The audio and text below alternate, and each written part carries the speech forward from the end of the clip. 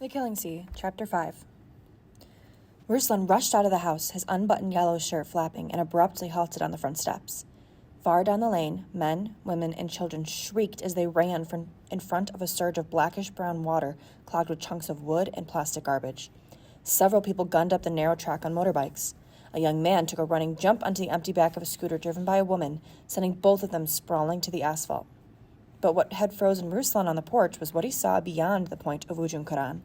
On all three sides of the peninsula, the whole ocean had lifted up and was racing landward. The sea was so tall that its face was visible above the houses and trees. From its top edge rose a churning white mist. One of the 30-foot fishing boats got caught up in the frothing lip, which sent the vessel tumbling down the face. The color of this sea was black.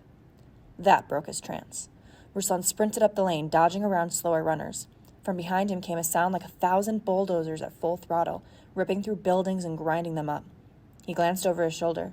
A tremendous wall of black water had swept onto the south side of the peninsula, and another onto the north, both submerging not only buildings, but also coconut palms. The two walls collided with a deafening thunderclap that dwarfed the grinding roar. White spray erupted hundreds of feet high. A bicycle twirled high in the spray, blasted into the air by the force of the impact. This demented flood shot up the peninsula, riding over the earlier and shallower surge. It gobbled an old grandmother and a young policeman wading as fast as they could through the shallow water. Ruslan put his head down and forced his legs to sprint even faster. He turned up the road to the old mosque, to the boulevard that would lead away from the sea. Black water poured out of alleyways in front of him, cutting off that direction. Without breaking stride, he careened into a lane that would take him the other way, toward the gas station. A thick tongue of water surged around a corner, turning down toward him. He spun into another lane, and then another, his path always blocked by the sudden appearance of water determined to devour him. This part of town was as familiar to him as his paint palette, but in his terror, he became disoriented.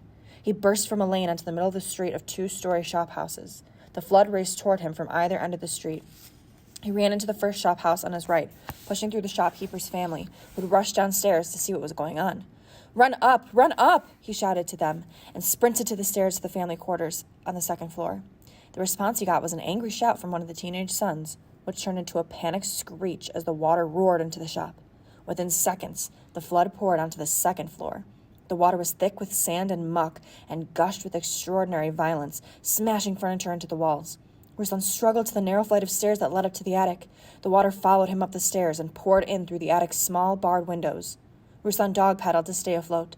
The water lifted him higher and higher toward the underside of the roof, which had a thick lining of insulation under the outer tiles. God help him, he was going to be trapped and drowned like a rat. He stood on a support beam and frantically tore at the insulation. Thick chunks came away in his hands, but the water was now up to his chin. He took a deep breath just before his head became submerged and banged away at the roof tiles with the flat of his hand. His lungs began to burn. Several tiles at last gave way. He gripped the edges of the hole and hoisted himself up out of the water into the blessed air, which he inhaled with ragged whoops. From the roof, he could see a flood raging along several of the town's streets. Upright cars and overturned boats and uprooted trees and debris from shattered houses tumbled in the current. People were also carried along, trying to stay atop the mess, their desperate, silent efforts far more chilling than their previous screaming. Ibu Ramli, the fritter seller, pushed her young son onto a floating refrigerator whose door was open. He fell inside. As she tried to climb on, the door shut on her son, and she fell into the water and did not reappear. The roof underneath Ruslan began to quiver. The eave below him crumbled. The shop house was collapsing into the flood. Ruslan raced on his hands and knees along the cracking roofline to the adjoining shop house. He was just feet away when the beams underneath him gave way. God help him, the flood was going to get him after all. But now his fright became instant fury. He was not going to let the water win. With one last lunge, he jumped up and grabbed the base of the satellite TV dish on the edge of the neighboring rooftop. The metal pole bent under his weight. A bolt popped. Water tugged at his dangling legs and ripped away his sandals. He strained to fight off the current, scrabbling his feet against the wall. His toes found a crack, and he pushed off the tiny surface.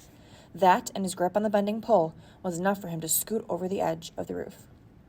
A woman floated by just a few feet below him.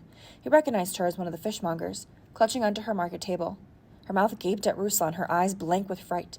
He lay down on the sloped roof and grabbed her arm. For some reason, she tried to fight him off.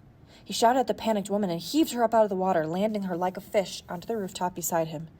A moment later, a Toyota sedan spun into view on the water. It carried on its top Haji Kamaruddin, his white skull cap still plastered on his head.